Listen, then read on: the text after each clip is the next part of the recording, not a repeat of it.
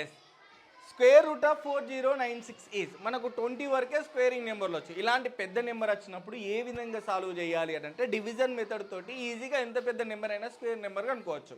Okay చూడండి, 4096 అనే number మనకి అది 60, 64, 68 ఇట్లా ఉంటుంది కదా, దాన్ని ఎట్లా సాల్వ్ చేయడం? సో అంతవరకు గుర్తుండే కాబట్టి సో డివిజన్ మెథడ్.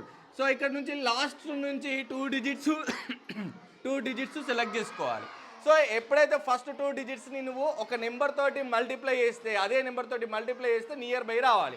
ఇప్పుడు 2 2 జా 4, 2 డిజిట్స్ కదా, 3 3 జా 9, అంటే పెద్ద నెంబర్ కావాలి. 6 6 జా 36, 7 7 జా 49. నువ్వు ఇక్కడ ఏం తీసుకోవాలరా, 6 6 జా 36 అనేది సూట్ అవుతుంది, అంటే ఎక్కువ కాదు, అట్లా నియర్ బై ఉంటుంది కాబట్టి.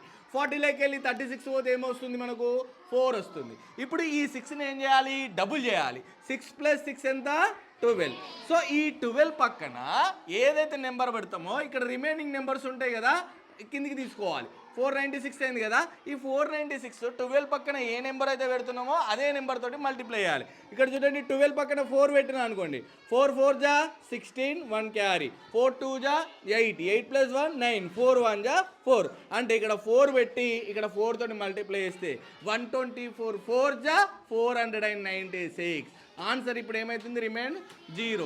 అంటే ఇప్పుడు నీ ఆన్సర్ ఏంటిదని అంటే 64 స్క్వేర్. అంటే ఇప్పుడు 64 స్క్వేర్ అని అంటే 64ని 2 సార్లు మల్టిప్లై చేస్తే నీకు 4096 వస్తుంది. సో అండర్ రూట్ ఆఫ్ 64, అంటే ఇప్పుడు 4096 యొక్క సో స్క్వేర్ రూట్ నెంబర్ ఏంటిది అని అంటే 64 స్క్వేర్, అంతే కదా.